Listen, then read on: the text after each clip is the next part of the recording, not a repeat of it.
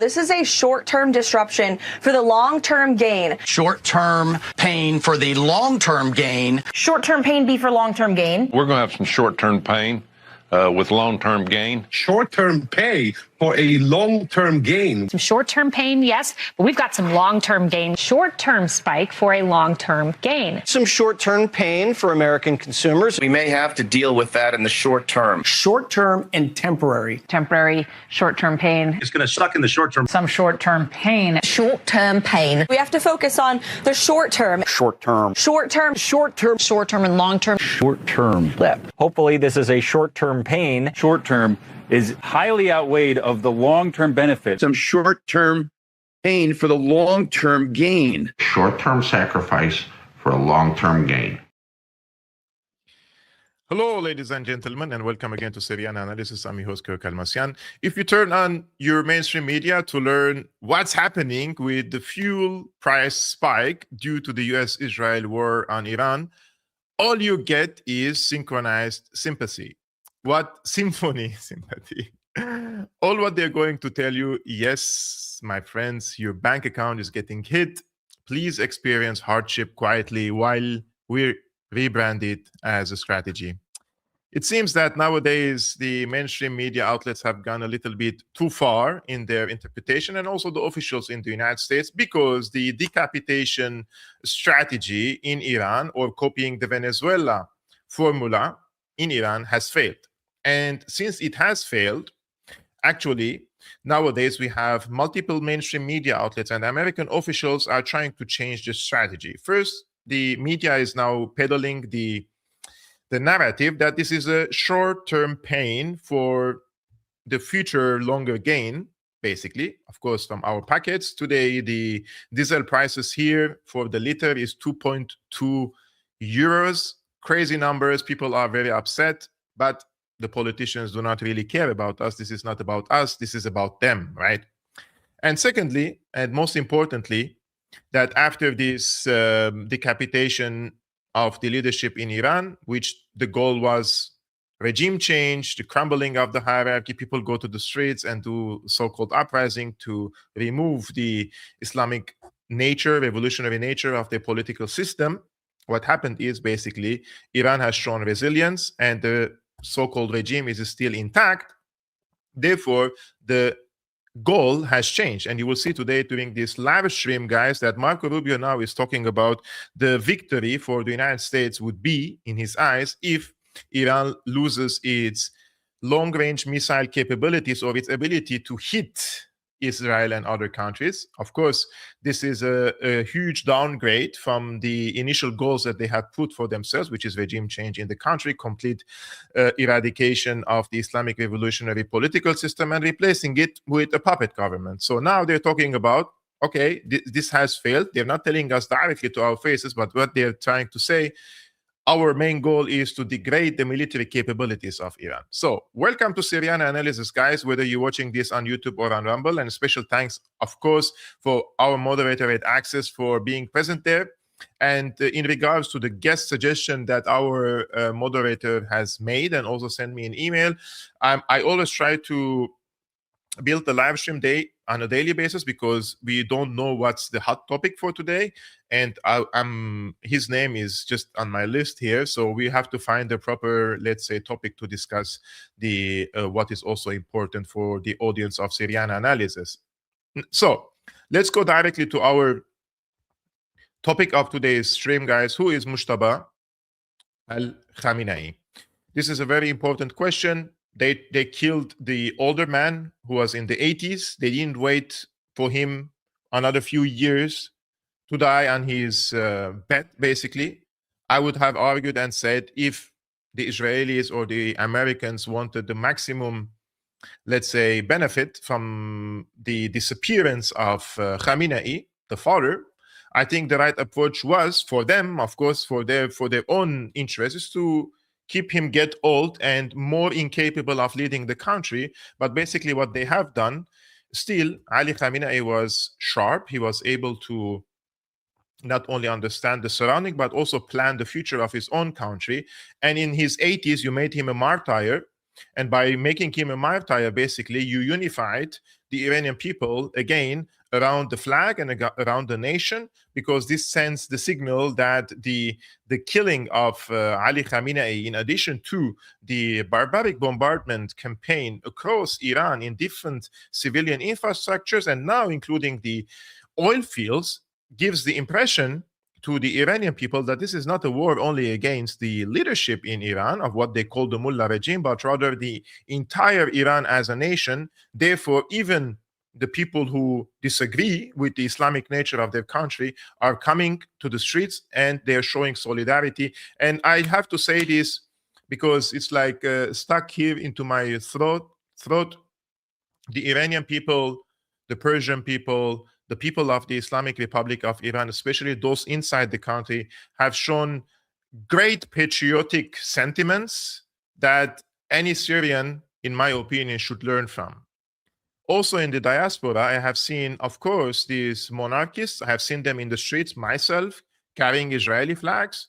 And still, I thought in my of course, deceived mind, because how do we know about the Iranian diaspora? Only what we see in the press, that they only hyper-focus on these small, tiny people who are calling for bombardment of their own country and the killing of their own people. Those are the people who receive all the media coverage, right? But then you go on social media platforms and you see enormous number. Once you start liking one post of these diaspora Iranians, you see them from the left, you see them from the center, you see them from the right, you see from, especially from the anti-imperialist camp of Iran. And those are in the diaspora and they were born and raised there. And they were influenced by the left-wing culture especially. And they were highly politicized after the Gaza onslaught, which amounts to genocide under many international organizations, and Israel is accused of committing genocide in front of the ICJ and the ICC. And people have seen the barbarity of the powers who committed these heinous crimes, and then they moved to Lebanon. Then they have also seen what the Israelis and the Americans are doing. Therefore, many of these people among the Iranian diaspora, especially from the younger generation, because they are growing up with a different type of generation, not like their fathers and grandparents, they're saying no. They're saying no. Israel and the United States are not our friends. This is what they say. And what they're doing to our country is basically not liberating us from any sort of tyranny, but rather they're going to impose their own will on us and dictate the future of Iran, meaning that the bigger empire, which is trying to play the global dictatorship role against not only Iran, but the rest of the world, of course, they're saying they're looking into this and they're saying, no, we are not going to free ourselves from our local governance to replace it with a puppet government that is selected from outside. And this guy is basically what? A king? How is it even compatible with our understanding of democracy? Meanwhile, we are going to establish a monarch in Iran. So I think there are lots of factors playing at hand. I have seen many people who were critical of their government and their what they call in the mainstream media regime. But once this bombardment campaign started, and also these people have families inside Iran, and they see the indiscriminate bombing of the cities, for example, the bombing of the fuel, for example, storages that happened yesterday. I will show you some footage today that is like a dystopian footage, unfortunately, that all black smoke is basically covering the city of Tehran. And remember, this type of large amount of polluted, basically in the skies, all the pollution in the skies that is forming these clouds, this poisonous cloud later will rain over the heads of millions and millions of people who in the future may get cancer. And this will create another cancer epidemic probably in the Islamic Republic of Iran in the future. So people are very alarmed, and they can see that this is not a war against the system, but rather a war against their own nation. Now, who is Mushtaba? I will just quickly give you a very short introduction of him. The short introduction is that he is the Iranian cleric and second son of the supreme leader. He served in the Islamic Revolutionary Guard Corps, IRGC. He studied and taught Islamic theology in Qom. built strong ties with security and intelligence elites, considered a hardliner backed by the IRGC faction. So not always assassination and decapitation strategy works. Sometimes you get someone who is more motivated and probably more hardliner than the one you just have eliminated. Many people I have spoken to in Iran and outside Iran, in the diaspora, they always said that Ali Khamenei represented this balancing force between the hardliner and the moderates, and he was trying to find some middle ground for this country to be functional and also to be a rational player in the international scene that could deal with the West and the East, right? You have seen the 2015 JCPOA agreement with the West. We have seen these recent engagements of the Iranian government with with America again, and 2 times during the negotiations they have bombed them, right? And now you have someone who is a bigger hardliner, and good luck with that. This is an article published in Al Mayadeen about his portfolio, who is Sayyid Mushtaba Khamenei, Iran's next leader. So let me see if we can zoom in a little bit more. So in a pivotal moment for the Islamic Republic, Iran's Assembly of Experts has elected Sayyid Mushtaba Khamenei as the country's new leader, succeeding his father, Sayyid Ali Khamenei, who was killed in the initial strikes of the US-Israeli aggression on Iran on February 28. This guy is 56 years old, so guys, brace yourself for another at least 30 years of him being the leader of Iran. This 56-year-old Khamenei was born in 1969 in the holy city of Mashhad and has spent his entire life immersed in revolutionary politics and religious scholarship. Unlike many political successors who come to prominence through formal government positions, Mushtaba Khamenei ascended through informal channels, building an extensive network of relationships across Iran's security apparatus, religious institutions, and political circles. Mujtaba's childhood unfolded during the most formative period of the Islamic Republic. Born just months before the 1979 Islamic Revolution that transformed Iran, he grew up in a deeply religious and political household at the heart of revolutionary institutions.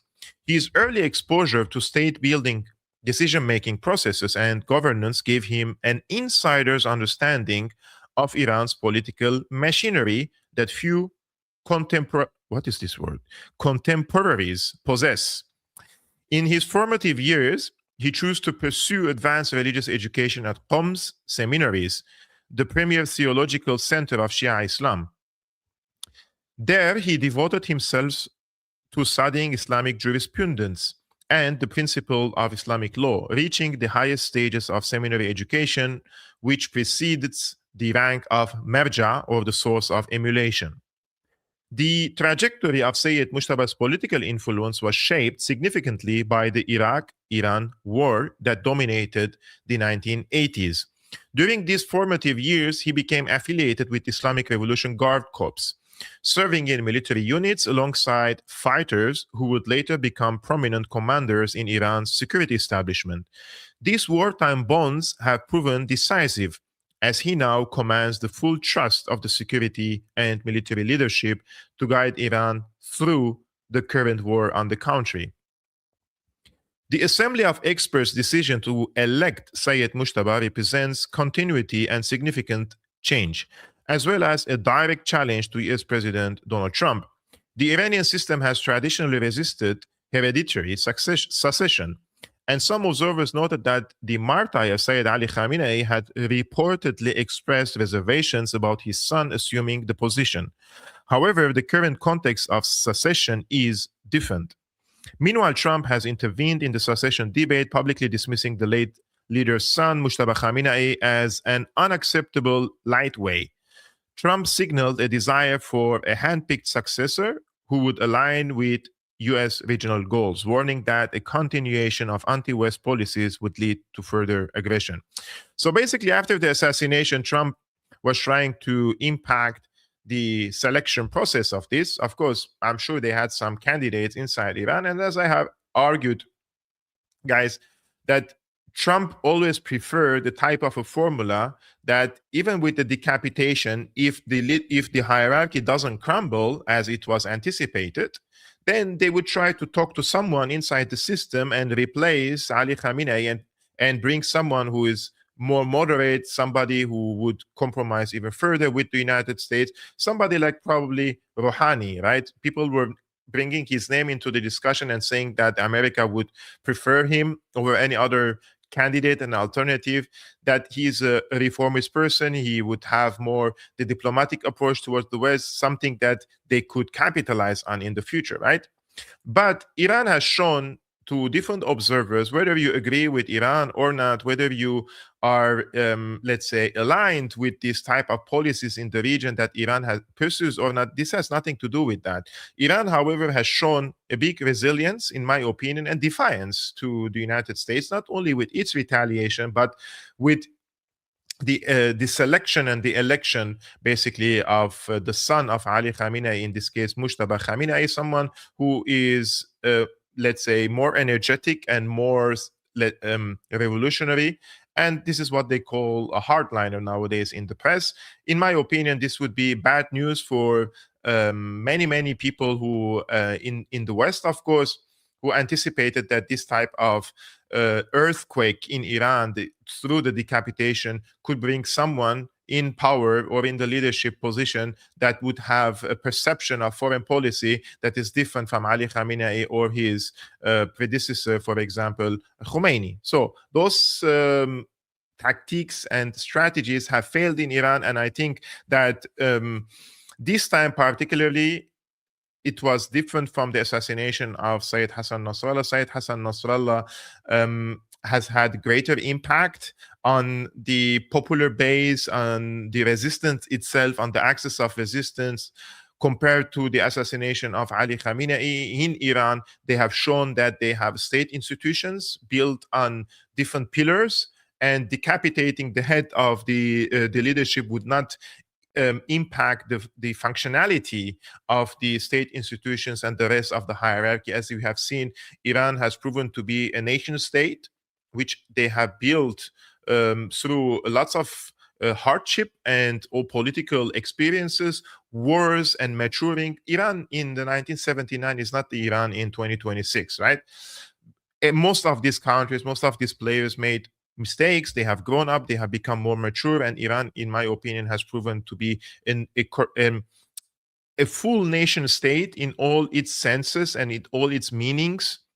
And the killing of generals and heads of political and religious apparatuses have proven to be fruitless and in some cases even counterproductive for the people who have carried out the decapitation strikes, and in this case, for example, Ali Khamenei.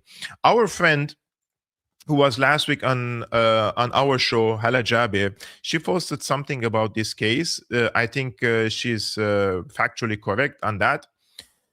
So what she says is very important in this post. She says the US and Israel assassinated Ali Khamenei only to end up with Mojtaba Khamenei, a man whose father, mother, wife, son, niece, nephew, sister, brother-in-law, and even the father of another brother-in-law were all killed in US-Israeli attacks last week. Imagine this guy has lost all his family, right? His father, mother, wife, son, niece, nephew, sister, brother-in-law, and even father of another brother-in-law. Those are all killed by the United States and Israel only last week. Loss on that scale doesn't break people, it forges them. If the aim was to weaken Iran's leadership or break its resolve, they profoundly misunderstand the country they are dealing with. And if regime change was the objective, this may well go down as one of the most spectacular strategic miscalculations Washington and Tel Aviv have made. Totally agree. I want to show you another example of analysis, this time by Amal Saad Ghurayeb. She is also an expert on the Middle East, especially expert on Hezbollah. She says, the election of Mushtaba Khamenei as supreme leader was not merely an act of defiance to the US, but an affirmation of sovereignty whose meaning is inseparable from the conditions under which it occurred. Trump had explicitly declared his candidacy unacceptable, demanded full control over the selection process, and wanted or warned that whoever was chosen would not last long without the US approval, hubristically granting himself the right to determine Iran's next supreme leader and its political destiny. Israel went further, threatening to kill any successor and any member of the assembly of experts who participated in the selection. The Islamic Republic proceeded nonetheless, moving through its constitutional process under existential military pressure. The fact that several members of Mushtaba's own family were killed in US strikes lands further way to this argument. The US demand for control over Iran's secession was therefore not simply a strategic miscalculation, but a profound failure to understand what sovereign self-determination means for a hyper-independent revolutionary Islamic Shia republic whose raison d'etre has always been the pursuit of sovereignty against precisely this kind of imperial power. In this context, every statement Trump has made declaring the outcome unacceptable became retrospectively the condition of possibility for the act's sovereign meaning. What the US set in motion is a cycle it cannot break, because every supreme leader Iran elects under threat of assassination will, by the very condition of his election, become the living embodiment of the sovereignty it seeks to eradicate. Guys, many, of course, in the mainstream press, I'm not going to show you the videos from Iran. They would, again, as we said, like with the microscope, find 10 to 50 people celebrating the assassination of Ali Khamenei. However, they will not show you the people who are celebrating it. For example, this is the night of the election of Mojtaba Khamenei, the new supreme leader of Iran. And at 3:30 in Tehran times, because they elected him at night, there are people going to the streets like this. Hi, everyone. Let me just turn on the volume a little bit on my side and on your side. Hi, everyone. I'm here live from the streets of Tehran. It's 3 a.m. right now, and people have just heard of the news of the new supreme leader being elected. And I'm just going to show you the views from the streets of Tehran. Make sure to send this to Trump and his dirty, filthy media. So this is just a normal random street from Tehran. I'm not making this up. It's 8th March, 3 a.m. in the morning. People are out here, and you can look at the crowd here, absolute massive crowd. Trump said that Iranians want to come out against the regime, and you see the protesters of the regime and all of these regime propagandists who have come out at 3 a.m. in the morning celebrating the election of Ayatollah Mushtaba Khamenei as their supreme leader. We see it's not like all of these are religious people. Western media would tell you these are religious people. Just look at these modern women who are standing here. They're not religious people. They're just random normal people. And make sure to send this to all of this dirty Western media that is showing you absolute bullshit day and night. And people like us get labeled as regime propagandists.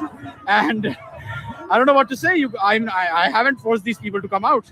You've just come out and so Trump, you wanted Mojtaba Khamenei not to be elected, but Iranians have responded and instead they've elected him. You know, this reminds me a lot in 2011 and 2012 also huge demonstrations happened inside Syria. I've been to multiple of them for coverage and photos and videos.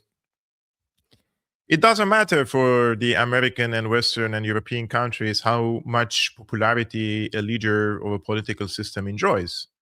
For them, what matters is if you're cooperating with us, if you are flexible enough with us, if you are ready to sacrifice the interests of your own national interests, basically, in favor of our interests, then you are a good boy and we like you. Like, there are so many examples in the Gulf Arab monarchies. Big number of these monarchies are basically subjugated and subdued to American interests. And this was not in their interest for America to start a war against Iran. And now they're receiving blows after blows, and their economies are being destabilized, right? something that the Iranians have said many, many times, that it will happen if we come under existential threat and if these bases are used to attack us. And when it happened now, were these so-called Gulf monarchies, were they able to persuade and convince Trump otherwise? They invest with trillions of dollars inside the United States. Trillions of dollars. Were they able to tell Trump not to bomb Iran? Meanwhile, Israel, which the Americans send them, how many? $16 billion per year? It's Israel who is able to persuade and convince and blackmail Donald Trump. Yeah, as our friend says, Operation AIPAC Fury. This is classic sense of Operation AIPAC, basically, inside the United States to go to war against Iran for the interest of Israel. Meanwhile, now these Gulf monarchies are also paying the price.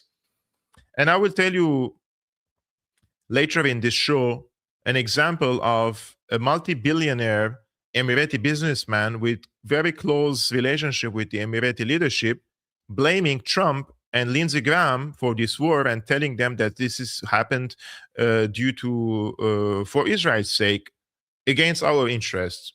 Imagine now voices are coming from the Emirate, multi-billionaire guy with close association with the Emirati ruling family is criticizing on X Trump and Lindsey Graham and telling them this is the war of Netanyahu.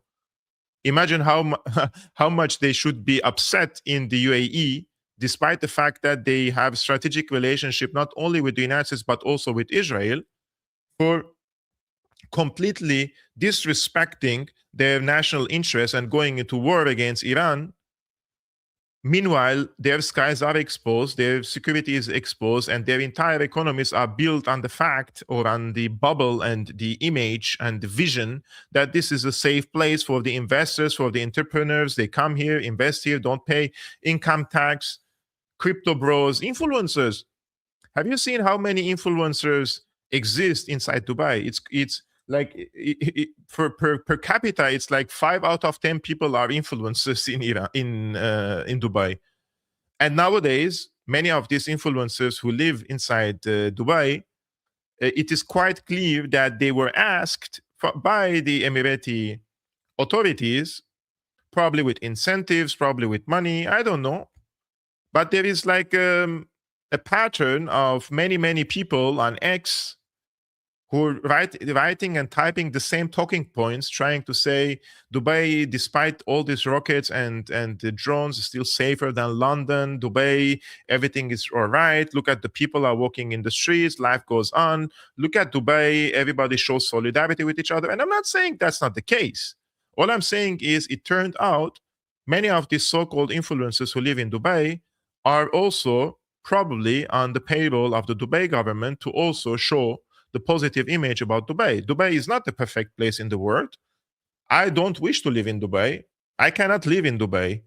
Like I can't live in a deserty environment, and no amount of huge buildings and great highways can convince me to live in such an environment. Send me to a jungle where I can build my stone house or my wooden house. That would bring me a lot more joy than living with these long buildings and great cars and nice watches. And it's not my type. It's not my thing anyways. But many people pretended that they're just there because it's great opportunity for them. And those are with hundreds of thousands of followers, millions of followers, of course, like Andrew Tate, for example. Like they start doing things that look so silly to the people that it's obvious that you are being either paid or being incentivized to put this type of content and praise Dubai. It's like, as Arabic they say, bachet, you know, like, and the people who attack Dubai are the same. Sometimes it's like they completely trash Dubai. Maybe for some people it's fine. Maybe for some people it's not fine. This is my position on it. But politically, of course, I'm in the opposite side of Dubai when it comes to, or the Emirate when it comes to the issue of Israel and Iran, for example, right? Anyways, the killing of Ali Khamenei has not only brought Mushtaba Khamenei, who they call him a hardliner in this case, but also the the political class of Iran, which at the current moment is led by the moderates or the reformists, they say that they're not interested in negotiations any longer with the United States. Iran is prepared for a possible ground invasion by U.S. troops, the country's Foreign Minister Abbas Araghchi said Thursday, as the war launched by the U.S. and Israel continues to escalate. Araghchi told NBC News that Iran is ready to counter American forces after U.S. President Donald Trump refused to rule out the possibility of boots on the ground earlier this week. So Iran is now become also politically more hardliner, and Trump basically is, in my opinion, bluffing about the possibility of sending ground troops to Iran. It is almost a mission impossible to deploy 1 million soldiers in Iran, basically to occupy it through land. It's not going to happen unless, of course, and since they know it, they're trying to make this religious war a sectarian war by trying to turn these Gulf monarchies against Iran, not only them, but also Turkey and Azerbaijan. And I truly believe that this so-called drone attack against an Azerbaijani airport, which was carried out by a small drone, basically was not carried out by Iran. I believe that this was a false flag operation, whether by the Brits or the CIA or the Mossad or the Azerbaijani intelligence, or a cooperation between these intel outlets to initiate and wage a small attack basically against an airport, blaming it on Iran to mobilize forces for a possible ground invasion of Iran from the north. It is ridiculous to believe that, okay, under international law, if you come under an attack and you can prove that this attack was carried out by Iran, meanwhile, Azerbaijan is not showing any evidence. Meanwhile, the people who follow open source in intel analysis websites and blogs and on X, for example, they are showing the remnants of this drone and say this is a Turkish drone. It's not even an Iranian drone. If that is the case, and this is a false flag operation, it shows the intentions of Aliyev toward Iran.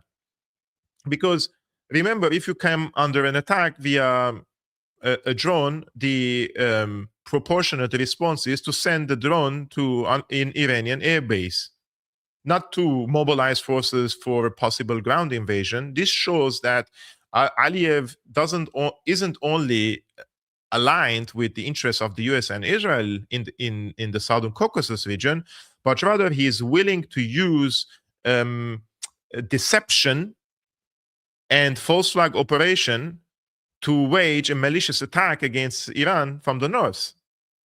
This shows you what type of person Aliyev is, and also why probably he blocked me on X. And this also shows you why Israel has cooperated very closely with Azerbaijan and gave the Azeris the weapons they need to ethnically cleanse 120,000 Armenians from the enclave Nagorno-Karabakh between 2020 to 2023, because the Nagorno-Karabakh, basically republic, was bordering with Iran, and without this mass of land, the Azeris would find a difficult time to invade Iran through land.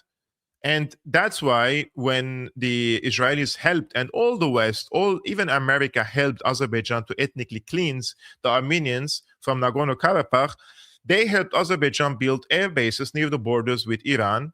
They allowed Israel to build their so-called smart villages on the border with Iran. And the helicopter crash of the former president of Iran happened 200 kilometers away from one of these smart villages of the Mossad, probably, or the Israelis there, right? So all these things taking into consideration, guys, we have to understand that when you see this geopolitical interest at play, human and our interests do not really matter. So they are ready to ethnically cleanse 120,000 Armenians and send them to Armenia, of course, in collaboration with the Pashinyan government and cooperation with Azerbaijan, for the sake of the preparation for such a possible ground invasion of Iran. Few years later, they're thinking ahead. They're strategic thinkers in Israel and the United States, thinking ahead of these steps. And under such circumstances, in my opinion, it is very questionable, and it is really sometimes, I would say, very unwise from the Iranian decision makers to congratulate and endorse the occupation of Nagorno-Karabakh via Azerbaijan, calling it basically a legal act under international law.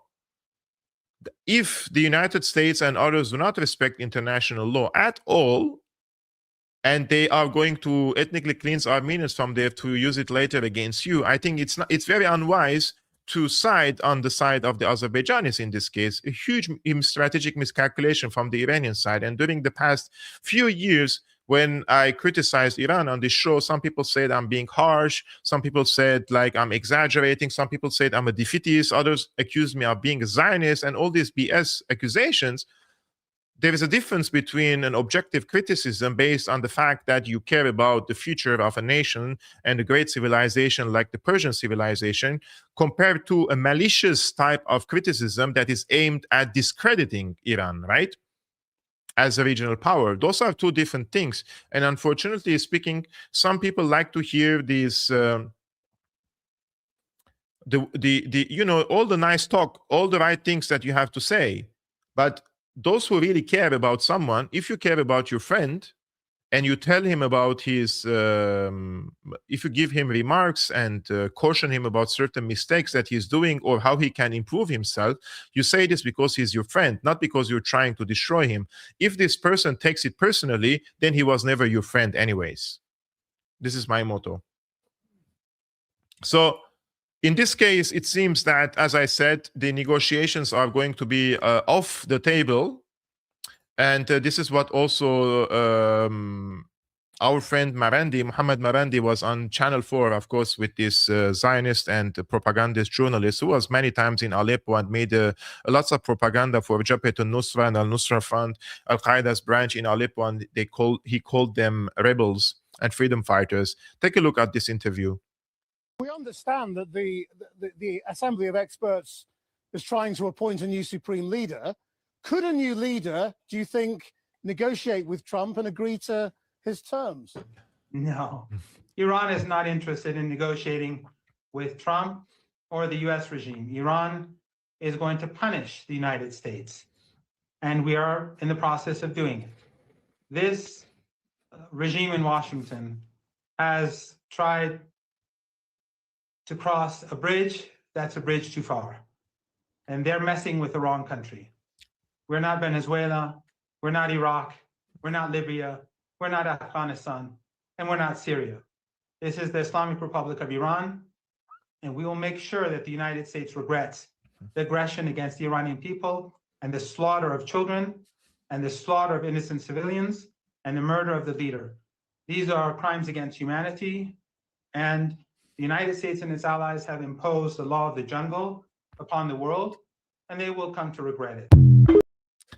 So good luck to all the preachers and the promoters of war with Iran. Congratulations, especially the so-called monarchists who have been very active recently on TikTok and in Instagram, and also on X. Mostly, from what I saw, mostly were women, half naked. And I don't really care about the dress of a woman. It's just an observation that I saw.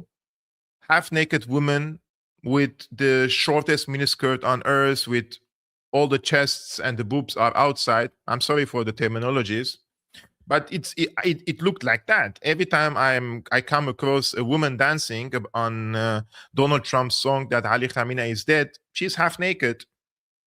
And middle fingers and all this stuff. When I watched this, I was like, where is your father? This is the first thing that comes. Call me an old school, call me conservative. I don't care. The first thing that my intuition says when I see something like this, where is your father? You're half naked in front of the TikTok. You're giving middle fingers and dancing on the killing of not only the leader of your country, basically, hate him or like him, that's irrelevant. But just America has killed over 180 children, female girls in a school. And this has been confirmed by many, many analyses and photos and pictures. It was a Tomahawk missile which fell over the heads of little children. And you're dancing in public It's disgusting. Like, I have zero respect for these people. They remind me of the so-called Syrian refugee in the diaspora. Many of them, unfortunately speaking, they have promoted for and urged foreign countries to sanction Syria, to bomb Syria. They celebrated every time Israel bombed their country. They celebrated every time America, Britain, France bombed their country. They celebrated everyone destroying their country. Meanwhile, they lived in the Western countries. They received asylum and refugee status. They received the funding from the taxpayer money for many years, living on the taxpayer money of other people. Until this moment, the percentage is very big. Around 50% of the Syrian refugees are still jobless in Germany. And they're celebrating here the destruction of their country and the losing of the loss of their sovereignty and the occupation of the country via an Al-Qaeda linked regime. And they continue living here. And these Pahlavi monarchists are the same. Like, they are promoting and urging for war against their country. The people who are dying inside Iran, they are completely worthless for them. And they continue living in Germany and in the US and in Canada and in Great Britain, celebrating the deaths of their countrymen and countrywomen in their own country, including many civilians, with thousands of them. And then what if the regime change happens? Are they going to go back and live in Iran, or they're going to stay in the West? And then they will say, oh, the economic situation is still not well. This is what these so-called Syrian refugees say nowadays. Now that the regime is gone, you have a regime change. You have what you wanted. There is an Islamic sectarian government inside Damascus. Why don't you go back and live there and continue living in secular countries? They come and now, if you put a microphone in front of their mouths, they were like, oh no, but the economy is not well yet. The economy could not be well in 50 years. But you wanted this regime change, and you advocated for it, and you sent 95% of the Syrian people below the poverty line. Go and live there now and suffer with them. But no, they're very selfish people. Those in the Syrian diaspora who supported this regime change are very similar to these Iranian monarchists who are celebrating and dancing on TikTok and in the streets, basically, for and carrying Israeli flag. The other day, it was Saturday, I was with a car driving near the Brandenburger Gate in Berlin, and I saw like 100 monarchists, 200 monarchists in front of the Brandenburger Gate and carrying Israeli flags. Like, who is in his proper mind raises an Israeli flag and expects solidarity from the rest of the people, right?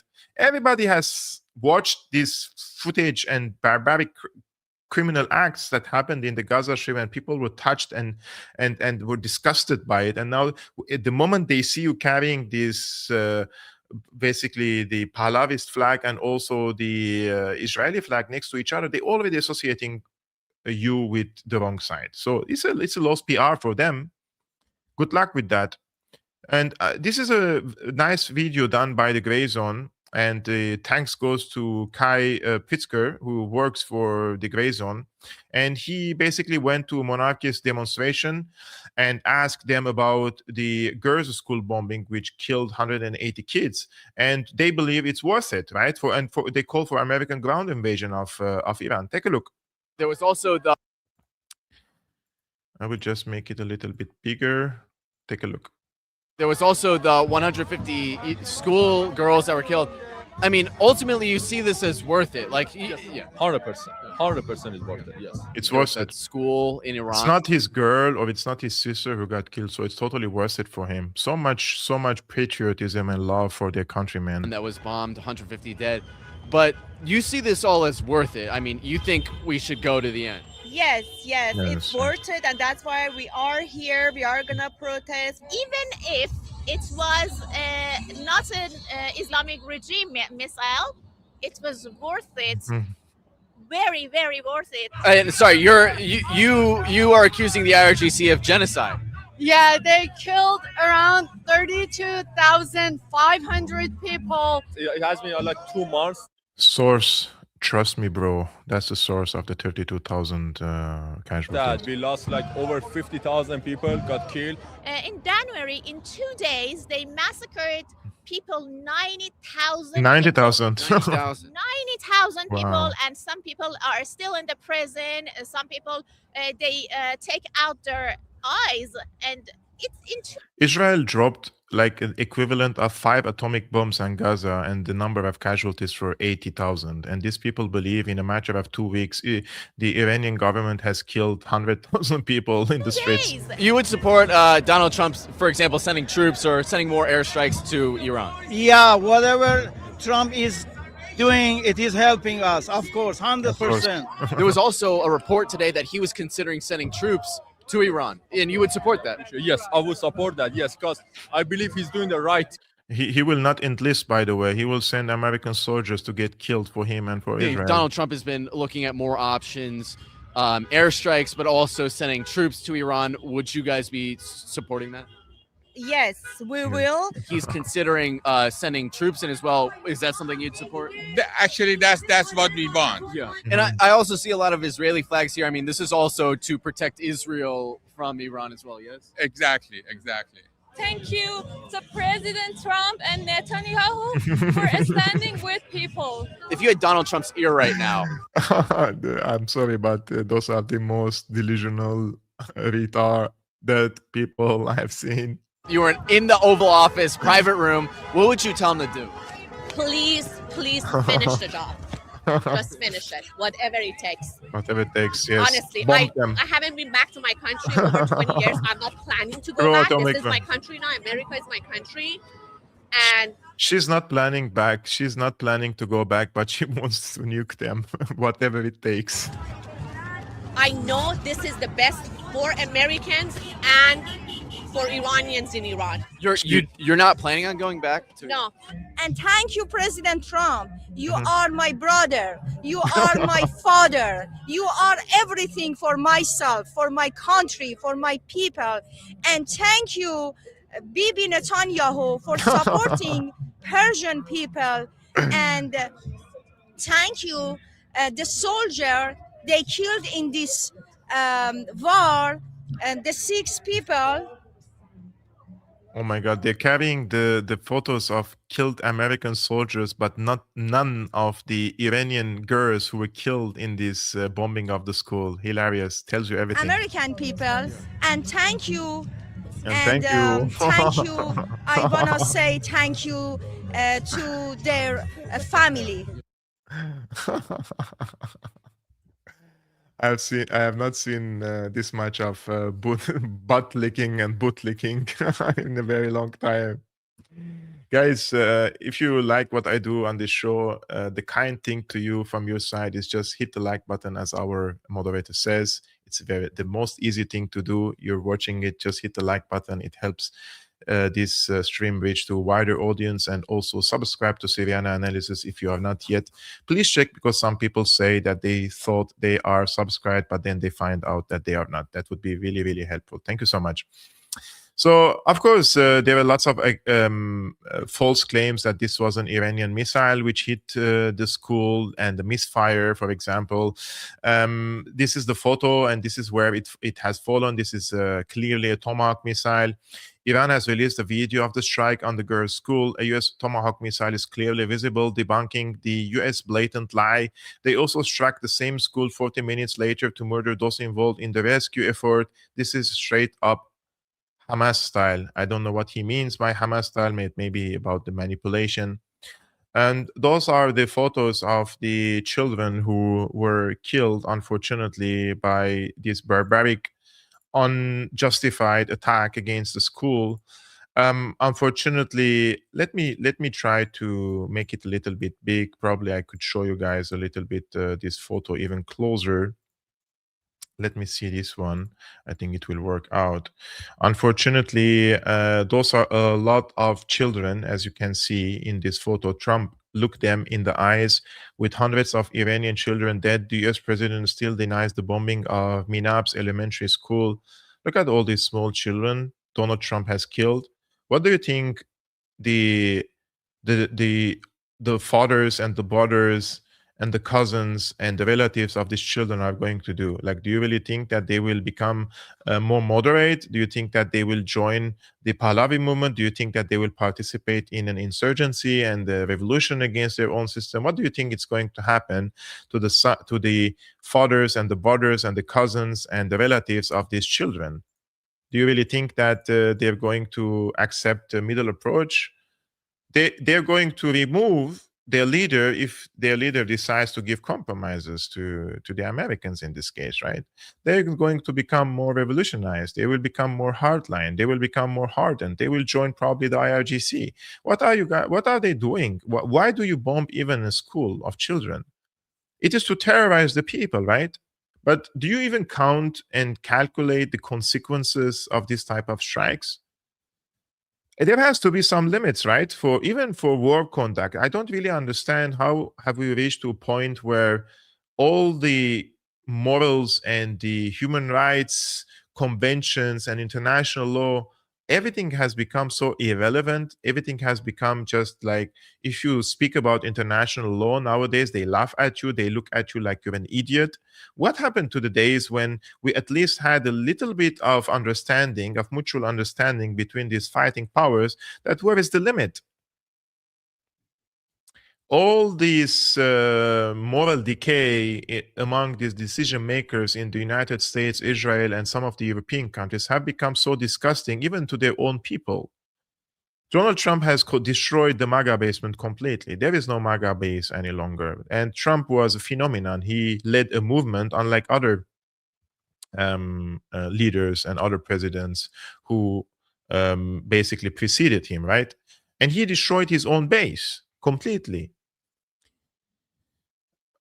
News from Maba Osman, whose village is being invaded. Maba Osman is fine. I have spoken to her only 2 days ago, and she is doing all right. And just prayers to everyone in the south and also in the suburbs of Beirut, which are coming under barbaric bombardment by the Israeli side.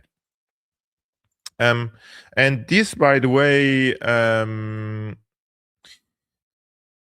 and this is getting a little bit, guys, this week, that I want to move to another crime that Israel has committed.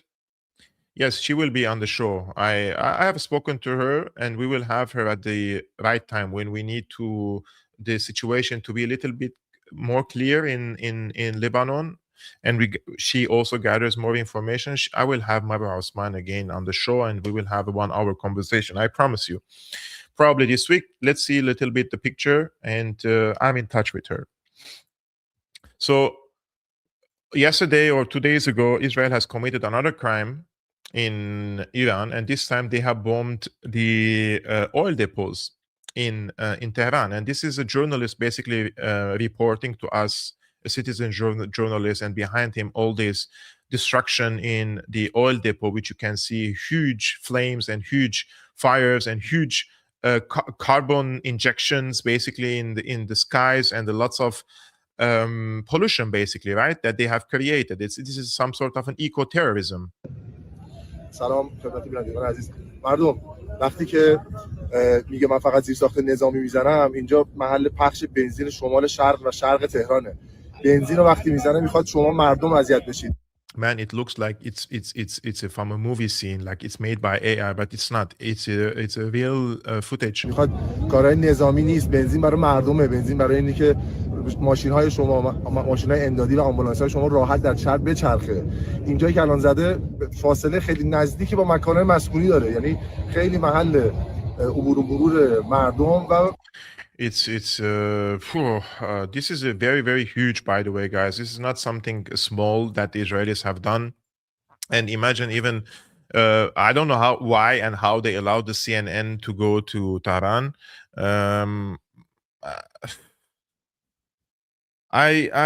I don't know if this type of journalists should really be given access. They are dishonest. They are disingenuous. They are massive manipulators. They pretend to be your friends. They are not. They're completely in agreement with their establishment. They love this war. Anyways, this guy in Tehran is also saying it is raining oil in Tehran this morning after major airstrikes on oil facilities in the south and west of Iranian capital. This is what Tehran is waking up to this morning. The sky above the city is covered in very thick black clouds. You can see that everywhere. That's the west of the city over there, and this is the north of the city. Normally, if you look to that direction, you could actually see the Alborz Mountains, but now all of that is also covered in clouds. That comes after major airstrikes in the south and the west of the city happened last night, where oil installations were hit, oil storage facilities. Apparently also a refinery might have been hit as well. And now you can see this morning that the sky is still very dark. We saw thick black plumes of smoke in the sky yesterday. There were massive fires in the south of the city. But I want to show you something else because it's also raining. But you can see that the rain water is actually black, saturated. It appears with oil. And then if we This look is over there, when people should wear masks, not during the corona events. Incredible. also is black. So that's what's coming down this morning. This sort of oil-filled rain that we have right now on the Iranian capital after those strikes took place. Wow. One of the Iranian diaspora women who is a lefty and she is against her political system in Iran, but despite the fact that she doesn't agree with her government, she's very, how to say, she understands what is going on. And she says, I don't think you understand how catastrophic the oil refinery bombing in Tehran is. Burning petroleum releases sulfur and nitrogen oxides that mix with rain to form sulfuric and nitric acid, essentially turning rainfall toxic. When Saddam burned Kuwaiti oil wells in 1991, the fallout contributed to what became known as Gulf War syndrome, with veterans developing chronic illness and cancer decades later. The difference now, this isn't desert battlefield, it's a city of 10 million people, most of which are women and children. She's, I think, in the United States, and she's posting a lot, and she's against the war, which is great, and she's pro-Palestine, and at the same time, she's against the her political system, which I respect. These people, they show more patriotism and belonging to their own nation compared to all these Pahlavists who have zero and complete disregard to their own people, right? But it seems the Americans aren't happy with this strike against the oil depots in Iran. And this is published by the Axios, which has close ties, of course, with the Israeli government. Axios says that Israel's strikes on 30 Iranian fuel depots Saturday went far beyond what the US expected when Israel notified it in advance, sparking the first significant disagreement between the allies since the war began 8 days ago, according to a US official, Israeli official, and a source with knowledge. The US is concerned Israeli strikes on infrastructure that serves ordinary Iranians could backfire strategically, rallying Iranian society to support the regime and driving up oil prices. Israeli and US officials said the IDF notified the US military ahead of the strike, but a US official said that the US military was surprised by how wide-ranging they were.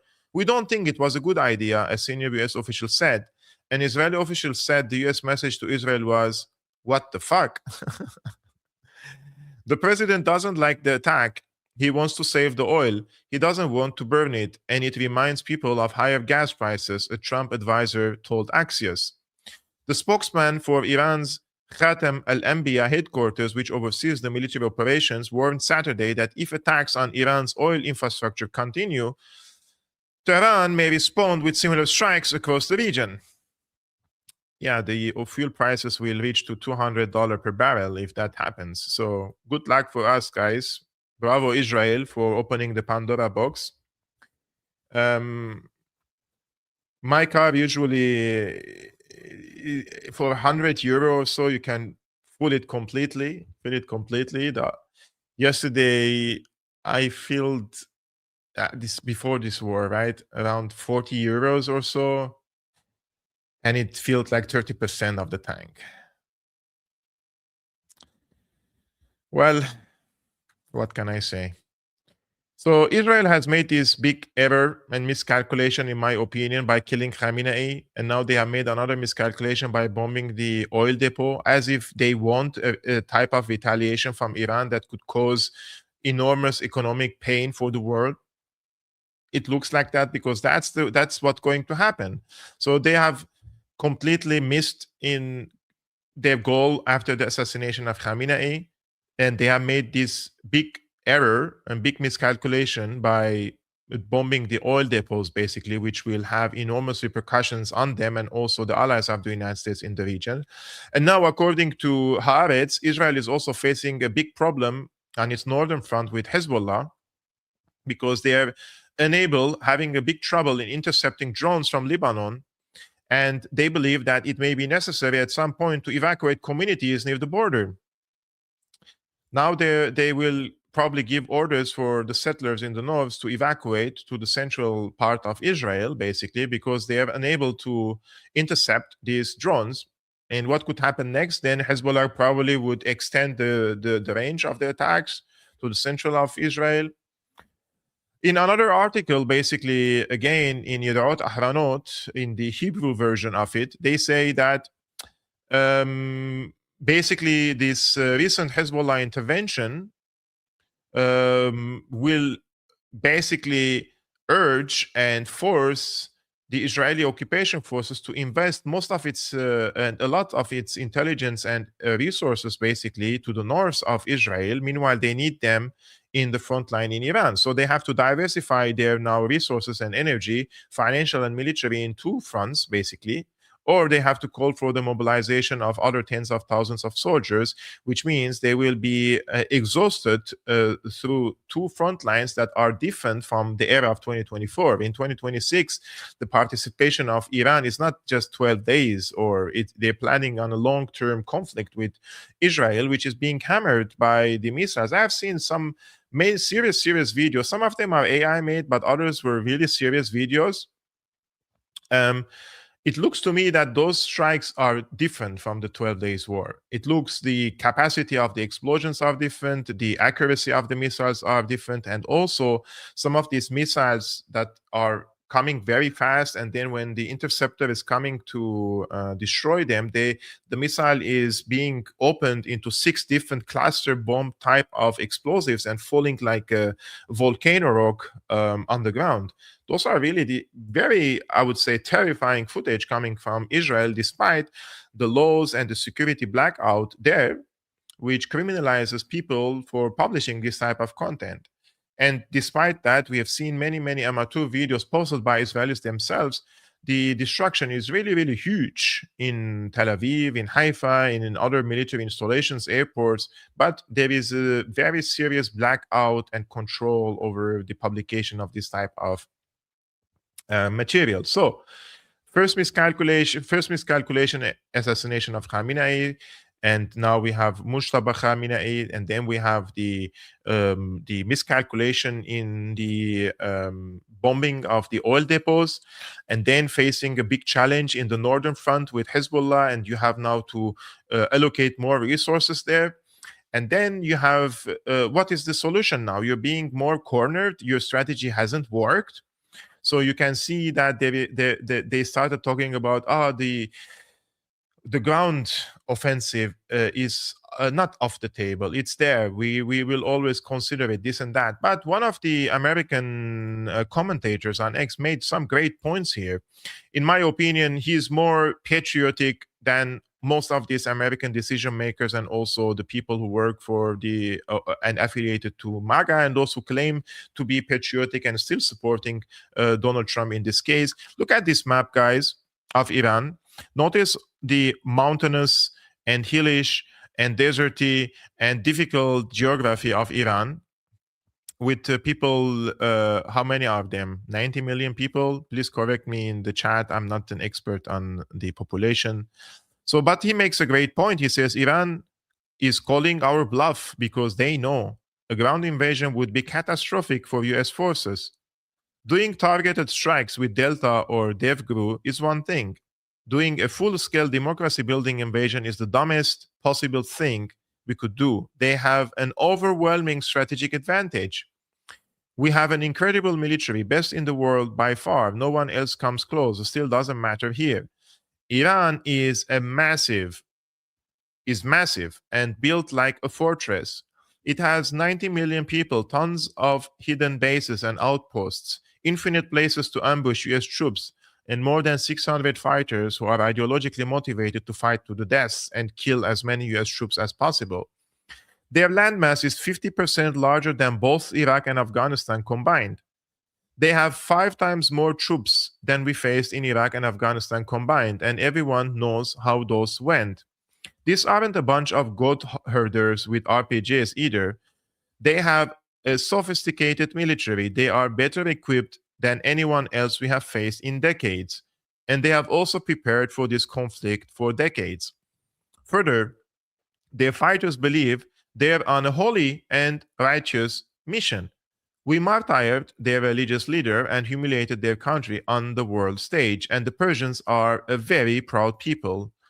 These people would gladly fight to the death for decades on end in a brutal war of attrition, honored at the opportunity to kill as many Americans as possible, and eventually be martyred at the hand of the great Satan. Analysts estimate it would take between 500 to 1 million troops to secure Iran in a full-scale ground invasion. It would require decades, many trillions of dollars, and be orders of magnitude more challenging than conquering Iraq and Afghanistan combined. It is hard to estimate how many American troops would die. Not gonna happen. Ridiculous to even consider a full-scale ground invasion. This stuff about the admin potentially drafting Americans for an invasion, it's nonsense. They are bluffing to get Tehran to come to the table, and Tehran knows it. That being said, if we were very crazy, if we ever were crazy enough to attempt a full-scale invasion, the Iranians would welcome it. Their country would become a graveyard for American soldiers, and the expenditures would bankrupt our country. We can't afford to make that mistake. Actually, it looks very correct that things aren't working well for the Americans. And as I promised you at the beginning of this conversation, that now Marco Rubio, basically, they went from we want regime change in Iran and to that we are there to eradicate the military capabilities of Iran. Look what Marco Rubio said today. He said, the mission in Iran is simple. Take out the regime's ability to attack, destroy the missiles, the launchers, the factories that build them, and their navy. In short, make sure they can't fight, they can't fire again.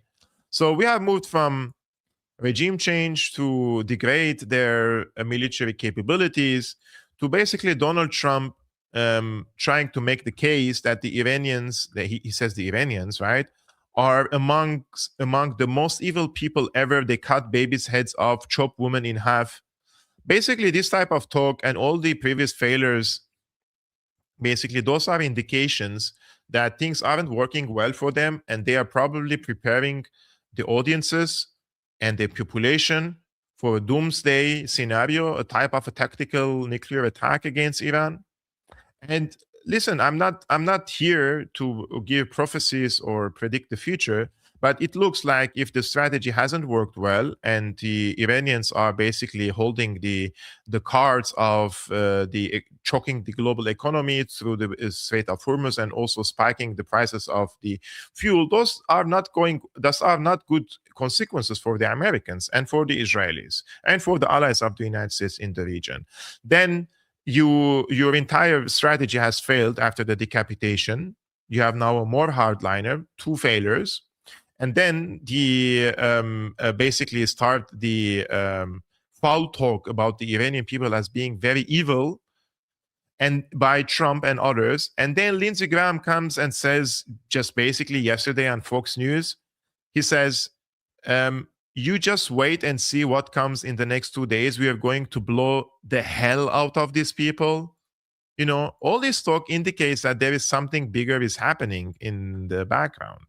They're probably preparing for a different type of strike against Iran, right? And listen, for example, what Donald Trump says, like about them being defeated in this war, right? And these people are making some terrifying claims here. In this case, he says, I don't think there will be anybody left maybe to say we surrender. They're being decimated now. You know, at some point, I don't think there'll be anybody left maybe to say we surrender, but they're being decimated. And what does he mean that there would be nobody left to tell them we surrender? Like, are they going to nuke them to death, 19 million people?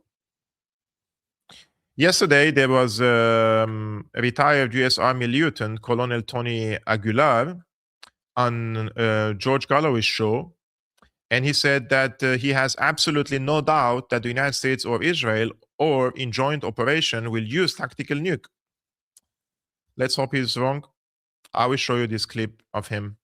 I have absolutely no doubt that the United States and or Israel or in a joint operation are going to utilize a tactical nuke. And to paint the picture of that, this isn't the the days of World War II where you saw the Enola Gay dropping this bomb and flying away. And I mean, nuclear weapons, especially tactical nuclear weapons, have become much more advanced. The problem with that is that because really when you look at it, Israel and the United States are running out of options. We are running out of missiles. When we run out of interceptor missiles and we have no defense, we're going to start losing aircraft carriers. We're going to start losing destroyers. We're going to start losing more service members in the region. All of our bases have been rendered inoperable, but we still have people there that are shuttered, hiding under bunkers. And when there's no more defense, when the THAADs and the Patriots and all systems are down, it is open season, and Iran will have the absolute upper hand in this. And when you consider that, the United States, Israel won't have any options left. It's like going into a gunfight with not enough ammunition, but your opponent still has bullets. Well, now you got to either retreat and run away, or you got to start throwing grenades. So in this gunfight, Trump ain't going to retreat, so we're going to start throwing grenades. And so the only option we have in that is the tactical nuke. And here's what I'll say. Last week, off the coast of California, the United States fired full capable, one of its Minuteman III Doomsday ICBMs, nuclear-equipped intercontinental ballistic missile from California to the Marshall Islands. Fired it, tested it, and made a big deal about it.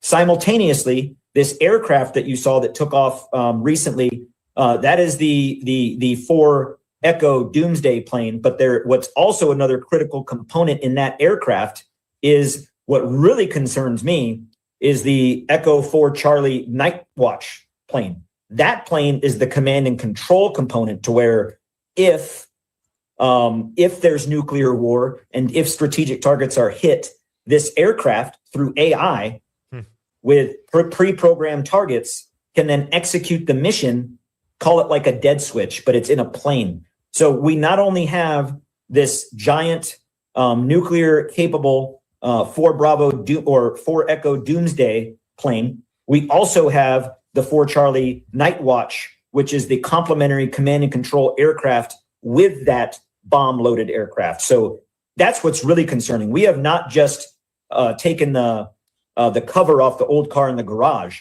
We've filled it up with gas. We've started it up to run, and now that's all that's left is to drive away.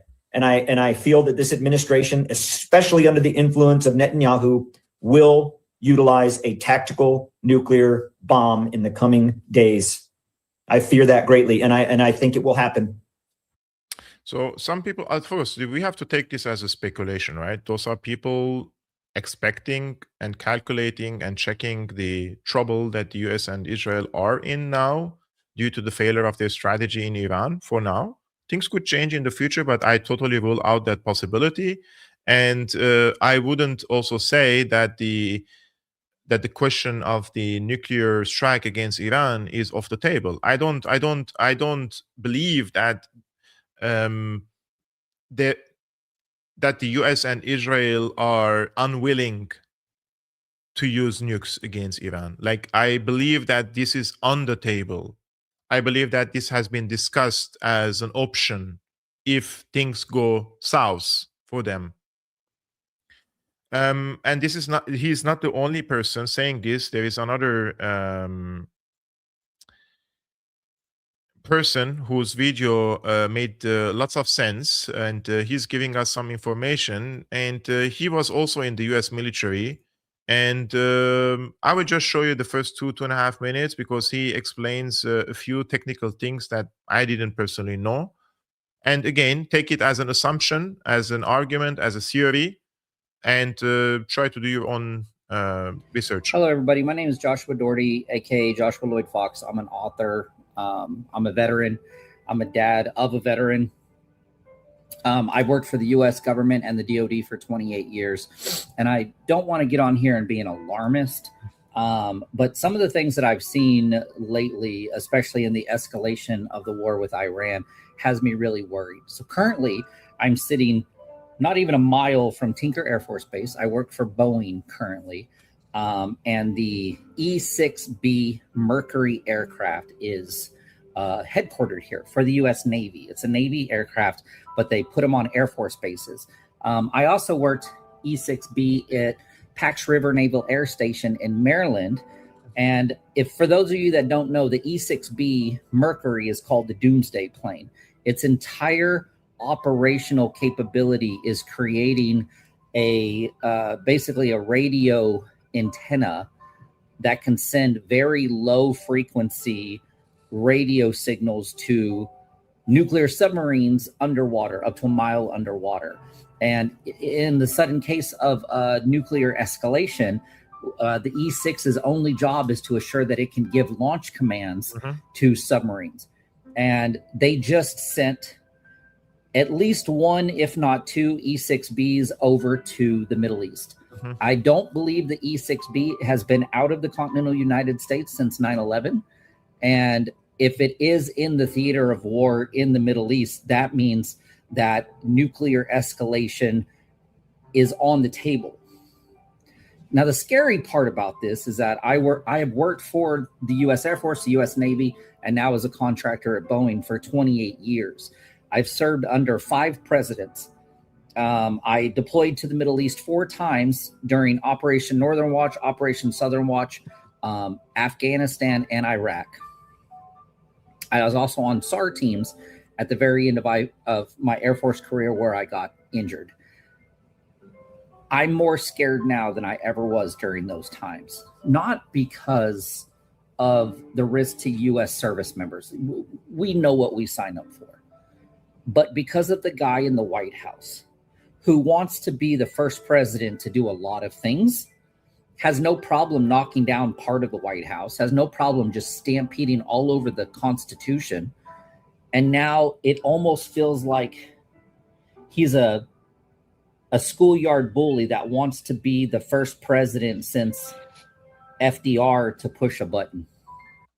So this is more about now Donald Trump and some political talk about him, but don't take this as a conclusive evidence. All I'm going to tell you that I personally do not rule out the possibility of striking Iran via tactical nukes. And I wouldn't come and claim and say those are all jokes, or try to say that we shouldn't listen to these warnings, because truly I believe if the US or Israel are cornered and things are going south, they will definitely consider the nuclear option. That's why they have them. And that's why Israel stolen some of the technologies to build from the Americans to build their own nukes. And that's why they have over 200 nukes. If you think that the Israeli officials wouldn't consider nuking Iran, I think it's on you after all these years watching and listening them, and also watching their policies on the ground. So I personally would not rule out that possibility. You may have a different opinion on that, but yeah. I'm going to follow this situation very closely. I'm still trying to get in touch with Ihsan, who has been offline since 9 days since this war of aggression started with Iran, against Iran, and I'm trying to have him on the show to speak with him. Until then, I will try to also have people with different perspectives on this show about Iran and the Middle East. Also, we will get Marwa soon on the show again. This was all for today, guys. Thank you so much for tuning in. I would really appreciate it, guys, if you hit the like button, thumbs up before leaving this stream, and subscribe to this show if you're not subscribed. And if you like to support this work, and only if you want, and only if you can become a patron. The link is scrolling on the screen, patreon.com/Syriana Analysis. If you don't like to use Patreon, there are different other means in the description below and pinned in the first comment. Thank you so much for tuning in, guys, whether on YouTube or on Rumble. And a special thanks to our moderator, Red Axios, for being with us today. And I will see you tomorrow. Peace.